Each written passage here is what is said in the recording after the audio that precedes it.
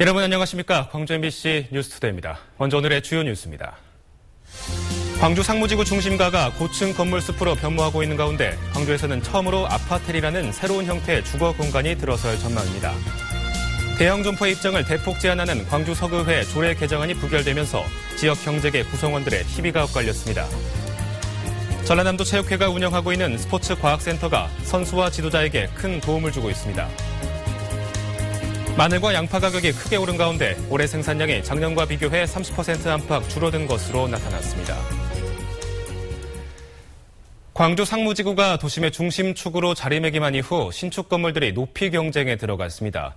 30층 이상의 건물들이 속속 들어서 명실공히 초고층 시대를 예고하고 있습니다. 송정근 기자입니다. 2000년대 초반 광주시청 앞모습입니다. 고층 건물 숲은커녕 군데군데 채소를 키우는 텃밭들이 눈에 들어옵니다.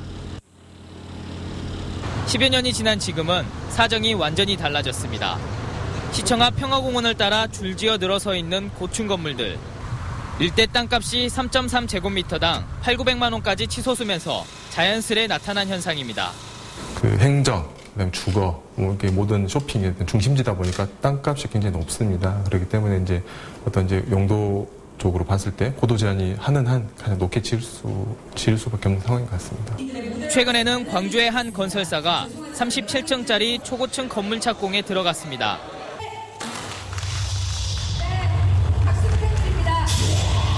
완공이 되면 양동에 있는 KDB 생명 빌딩은 물론 인근 31층짜리 오피스텔보다 6개 층이 많은 광주에서 가장 높은 빌딩이 들어서게 됩니다.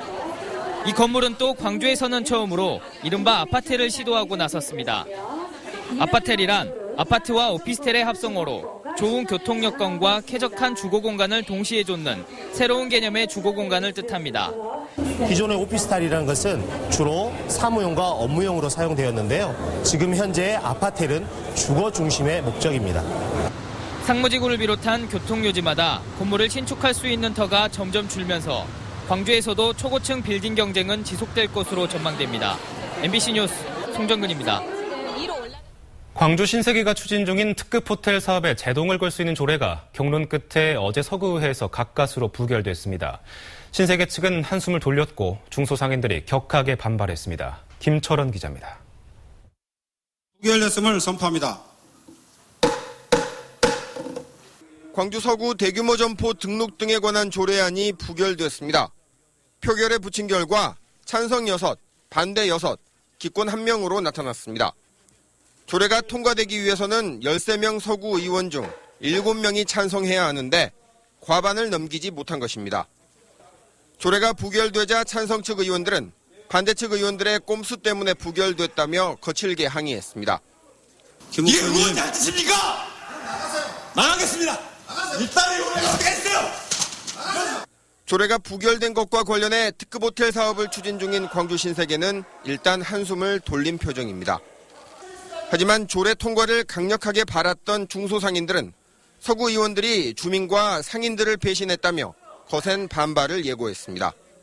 지역민들의 일꾼이 되겠다고, 지역의 상모섬이 되겠다고 하고서 지역민의 의견을 전혀 반영하지 못한 오늘의 그 의회의 그 안건 처리를 보면 너무나 한심하고, 문제의 조례가 상위법인 유통산업발전법을 위반한 것 아니냐는 논란과 관련해 산업통상부는 상위법 위반이라는 유권 해석을 내리기도 했습니다.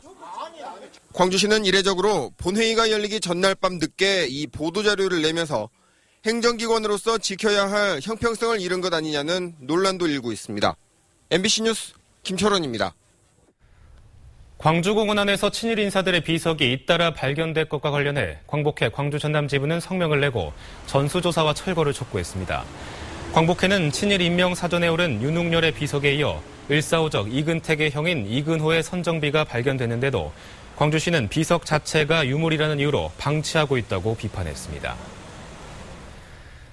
미쓰비시가 중국의 강제동원 피해자들에게 사과와 배상을 하기로 합의한 것과 관련해 근로정신대 할머니와 함께하는 시민모임은 한국의 강제동원 피해자들이 손해배상을 받을 수 있도록 외교적 역량을 총동원하라고 정부에 촉구했습니다. 시민 모임은 성명에서 한일 협정과는 별도로 개인의 손해배상 청구권이 인정된다는 한국 대법원 판결에 용기를 얻어 중국에서도 소송이 시작됐고 보상 합의로까지 이어졌는데 우리 정부만 피해자들의 고통을 외면하고 있다고 주장했습니다. 지난 12년간 양림동 알림이 역할을 자처해온 화가 한의원 씨가 고향 양림동에 들어와 작은 미술관을 엽니다. 사라져가는 양림의 풍경을 그려온 화가입니다. 김인정 기자가 미리 둘러봤습니다. 뿌연 가로등빛에 휩싸인 골목길. 눈에 덮인 양림 오거리와 달빛을 받은 작은 교회당. 사라진 거리의 옛 모습이 양림의 낡은 창틀 안에 담겼습니다. 그 포크레인이 막 이렇게 집들을 허물고 있을 때 그 거리를 헤매고 다녔어요. 그래가지고 막 허물어지는 집 창틀을 전부 다 내가 뜯어내서 그 창틀에다가 내가 오랫동안 뛰어놀던 그런 양림동 거리를 하나씩 그렸죠. 재개발로 사라져가던 양림동을 그림으로라도 되살려낸 이유는 그리움이었습니다. 화가가 되기까지 영혼의 양식을 얻게 해준 고향 마을의 40여 년 변화상을 끊임없이 그렸습니다. 지난 10여 년 다양한 활동을 통해 양림동의 가치 알리기에 앞장서왔던 화가는 이번엔 사비를 털어 미술관을 지었습니다. 양림동의 정취와 정체성을 살리기 위해 오래된 한옥을 개조했습니다. 다시 이제 양림동에 와서 이 미술관을 만드는 것은 내가 그렇게 사랑하고 내 영혼의 양식을 얻었던 양림동에 바치는 어떤 헌사라고 생각을 해요. 근대 문화유산의 보고로 가치를 주목받고 있는 양림동에 또 하나의 의미 있는 공간이 생겨났습니다. MBC 뉴스 김인정입니다. 순천의 예술촌이 만들어져 국내 대표 사진작가인 배병우 씨가 1호로 입촌합니다. 기존 문화의 거리와 연계해 새로운 문화벨트가 형성될 전망입니다. 박민주 기자입니다. 빛으로 그린 한 폭의 그림 같은 소나무. 이 작품은 국내 대표적인 사진작가 배병우 작가의 작품입니다. 여수 출신 배병우 작가가 순천예술촌에 1호 입촌자가 됐습니다.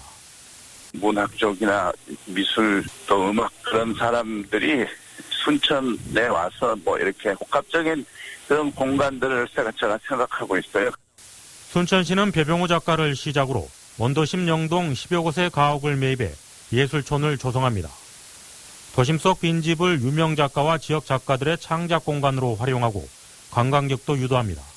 어떤 획기적인 문화예술적인 프로젝트가 필요해서 거점 공간을 마련을 하려고 하는 거고요.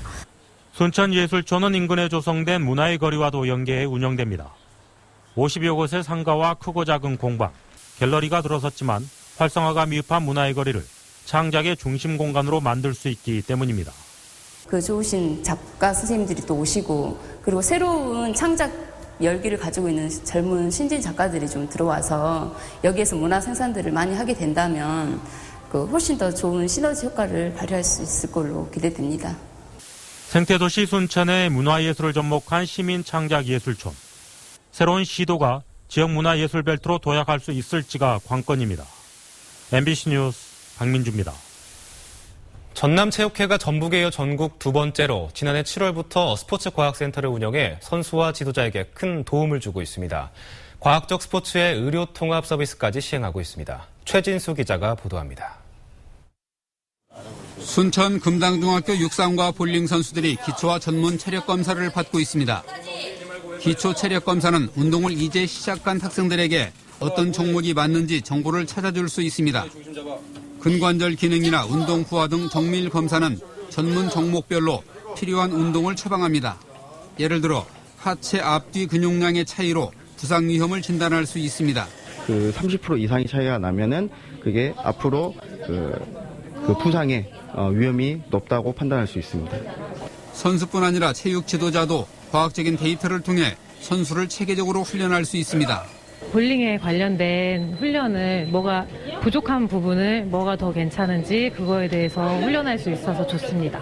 체력 측정 결과는 병원과 대학 등 자문위원단을 통해 심리, 영양, 재활 등의 처방으로 이어져 통합 서비스를 제공합니다.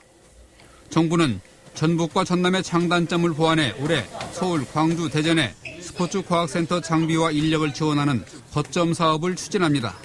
문화체육관광부는 남은 시도에 스포츠과학센터를 설치하는 거점 사업을 오는 2017년까지 완료할 계획입니다. MBC 뉴스 최진수입니다. 마늘과 양파 가격이 급등한 가운데 올해 생산량은 30% 정도 줄어든 것으로 나타났습니다. 통계청 조사에 따르면 재배 면적 감소와 고온과 가뭄에 따른 생육 부진으로 마늘 생산량은 작년에 비해 24.7% 줄었고 양파는 31.2% 감소했습니다. 특히 양파 생산량의 절반을 차지하는 전남에서도 생산량이 29% 줄어든 것으로 집계됐습니다. 정부는 저율관세 할당 물량을 풀어 수급량을 조절하기로 했습니다. 새정치연합 김승남 의원이 국내 쌀 재고량을 즉각 대북 지원으로 활용해 북한 식량 문제 해결에 적극적으로 나설 것을 정부에 촉구했습니다. 김 의원은 올해 북한 쌀 생산량은 가뭄의 영향을 받았던 지난해보다도 12%가 떨어져 최악의 식량난이 올 것으로 예상된다며 국내산 쌀 재고량을 즉각 인도적 차원에서 북한에 지원하는 조치가 필요한 시점이라고 밝혔습니다.